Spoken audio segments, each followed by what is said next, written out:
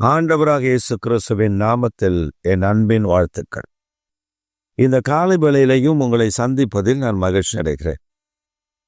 இன்றைக்கு நாம் நம்முடைய தியானத்திற்கென்று தெரிந்து கொண்ட வேத வசனம் எபேசியர் நிருபம் 2ஆம் அதிகாரம் 6ஆம் வசனம். கிறிஸ்து இயேசுவுக்குள் அவர் நம்மிடத்தில் வைத்த தயவினாலே தம்முடைய கிருபையின் மகா மேன்மையான ஐஸ்வர்யத்தை வருங்காலங்களில் விளங்க செய்வதற்காக. கிறிஸ்து இயேசு நம்மேல் வைத்த தயவு, அந்த ஐஸ்வர்யம், அதனால் உண்டாகிற ஐஸ்வர்யம் வருங்காலங்களில் நம்மிடத்தில் விளங்க செய்வதற்காக. அப்ப இயேசு கிறிஸ்து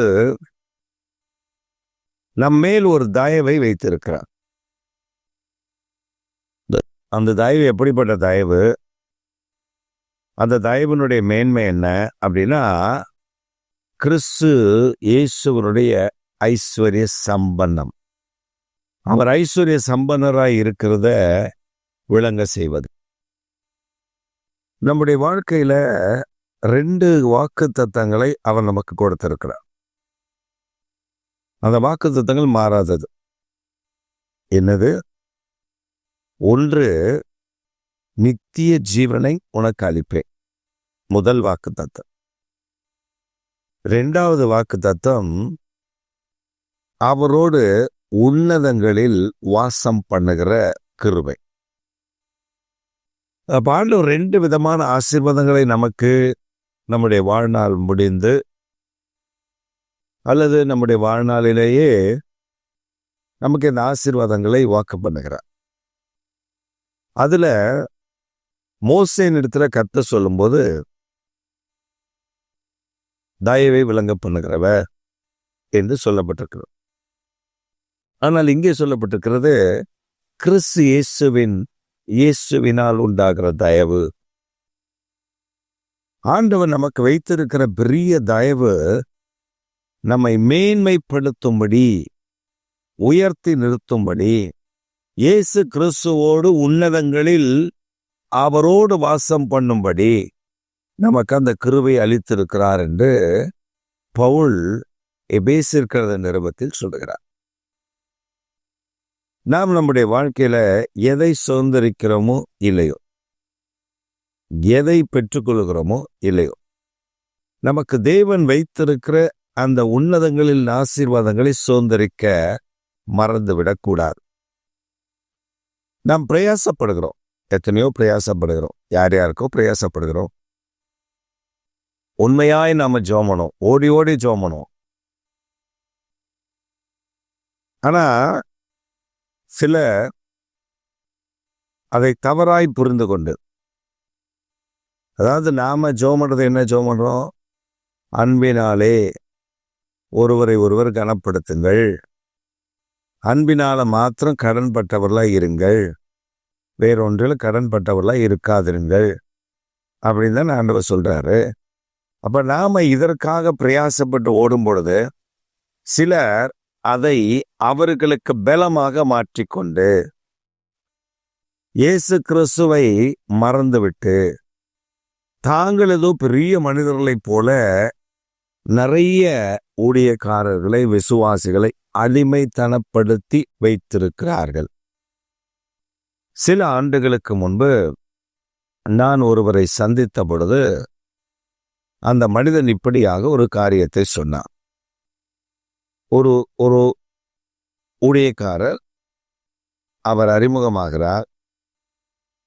அவருடைய அந்த காலத்தில் கிட்டத்தட்ட நான் சொல்வது ஒரு 40 ஆண்டு காலத்திற்கு முன்பு, அப்பொழுது சபைகள் ஒரு நெருக்கடியான பொருளாதாரத்தில் ஒரு நெருக்கடியான நிலையில் இருந்தது. அப்ப இந்த ஊழியக்காரருக்கு இந்த நபர், அவர் அப்பொழுது நல்ல உயர்ந்த நிலையில் இருந்தார், அவருக்கு நல்ல வருமானங்கள் இருந்தது. அதை அந்த ஊழியக்காரர்களுக்கு தாராளமாய் செய்து வந்தார். அந்த ஊழியம் வளர்ந்தது. அவர்கள் இடம் வாங்கினார்கள். நல்ல இடத்தை கர்த்தர் அவர்களுக்கு தந்தார். அரண்மனையை போல ஒரு வீட்டை கட்டினார்கள்.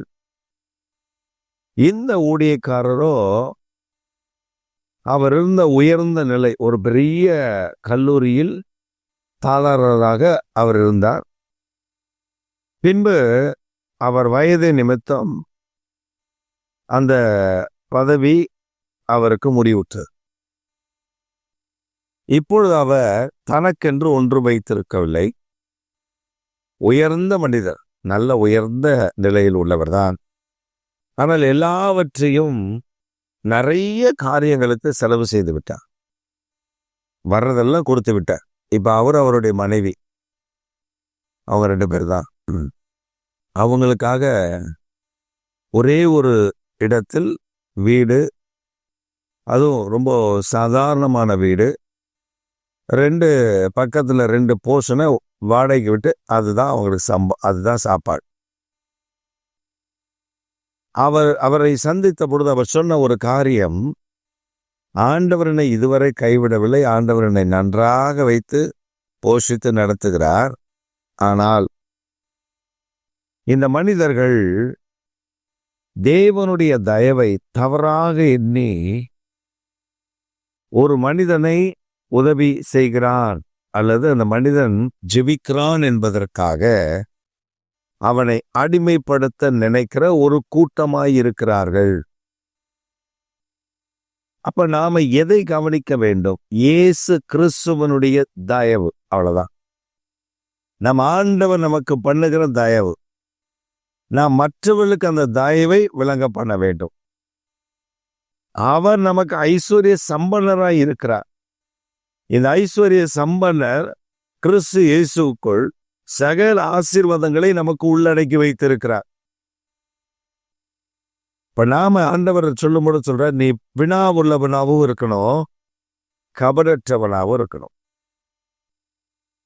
வினாவோடு மாத்திரம் இருப்பதல்ல, கபடோடு மாத்திரம் இருப்பதல்ல, 2மே உனக்கு இருக்கணும். புறாவை போல கபடற்றவர்களா இருக்கணும், சர்ப்பத்தை போல வினா உள்ளவர்களா இருக்கணும்.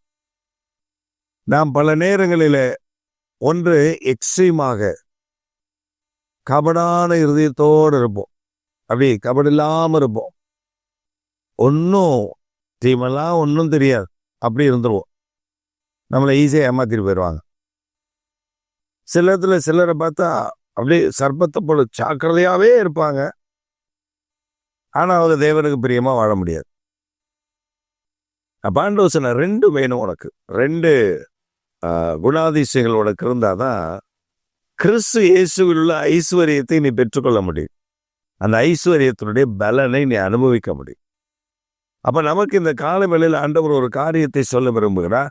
கிறிஸ்து இயேசுவில் உள்ள ஐஸ்வர்ய சம்பத்தை நாம் பெற்றுக்கொள்ள வேண்டும் என்றால் நமக்கு அது கிடைக்கும். ஏன்னா கிறிஸ்து இயேசுக்குள்ள சகலவித நன்மைகள், சகலவித ஐஸ்வர்யங்கள், சகலவித ஐஸ்வர்ய சம்பத்தும் அதுல இருக்கிறது இயேசு கிறிஸ்துக்குள்ள. இதை பெற்றுக்கொள்ளணும். அப்ப நமக்கு என்ன வேணும்னா 2 தான். ஒன்று, புறாவை போல கபடற்று இருக்கணும். எங்க கபடற்று இருக்கணும் அங்க கபடற்று இருக்கணும். எங்க சர்பத்தை போல வினாவா இருக்கணும் அங்க சர்பத்தை போல வினா இருக்கணும். ஏமாற்றுகிறவர் இடத்துல வினாவா இருக்கணும். சாதாரண ஏழை ஜனங்களிடத்துல கபடில்லாமல் நடந்து கொள்ளணும். இது நாம் செய்யும் பொழுது இயேசு கிறிஸ்துவுக்குள்ள ஐஸ்வர்யத்தை, நிறைவை நாம் பெற்றுக்கொள்ள முடியும். இன்னைக்கு நாம ஆண்டவருக்காக நாங்கள் செய்கிறோம் என்று நான் ஒரு சமீபத்தில் ஒருத்தரை பார்த்தேன். அவர் சொல்ற, ஆண்டவருக்கு ஊழியம் செய்கிறேன் அப்படின்னு சொல்லிட்டு, என்னப்பா ஊழியம் செய்கிற அப்படின்னு பார்த்தா, பொருட்களை மற்றவர்களிடத்திலிருந்து வாங்கி, வெளிநாட்டுல இருந்து உள்நாட்டுல இருந்து எல்லாம் வாங்கி தன்னை கொடுக்க பண்ணுகிறார்.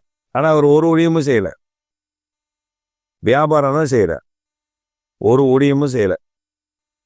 கருவாடு இருந்தா கருவாடு வியாபாரம், அல்லது இயேசு கிறிஸ்துவை வியாபாரமா மாத்தி இயேசு கிறிஸ்துவை வித்துறது. இயேசு கிறிஸ்துவை வித்துறதுன்னா எப்படின்னா, நாங்க உங்களுக்கு இந்த ஃபண்டு வாங்கி தரோம், அந்த ஃபண்டு வாங்கி தரோம்னு சொல்லி ஊரை ஏமாத்தி ஆனால் நீங்கள் பார்த்தீங்கன்னா வெளியில் அப்படி நாங்கள் ஆண்டவருக்காக அப்படி ஊழியம் செய்கிறோம். பெரிய கோடீஸ்வரர்களுடைய வீட்டில் கூட அப்படி இருக்காது. ரூமுக்கு ஒரு ஏசி இருக்கிறது, வாடகை வீடு. அப்படி ஒரு சொபிஸ்டிகேட்டட் லைஃப், காரு, அது இது எல்லாம். ஆனால் கிறிஸ்துவின் அன்போ கிறிஸ்துவனுடைய தயவோ அங்கே இல்லை. மற்றவர்களுடைய பாக்கெட்ல இருக்கிற பணத்தெல்லாம் கறந்து தான் சொபிஸ்டிகேட்டடாக சந்தோஷமாக வாழ வேண்டும் என்று ஒரு கூட்டம் இருக்கும். அந்த கூட்டத்தில் தான் சர்பத்தை போல வினாவா இருக்கணும்.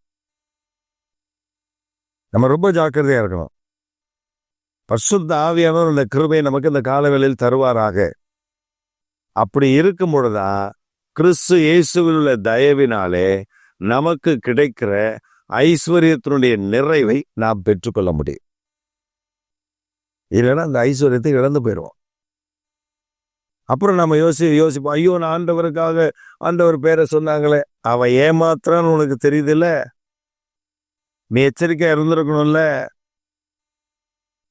இன்றைக்கு விசுவாசிகளை ஏமாற்றுவதற்கு பண ஆசை காண்பித்து ஏமாற்றுவது பெரிய கூட்டம் செயல்பட்டு கொண்டிருக்கிறது.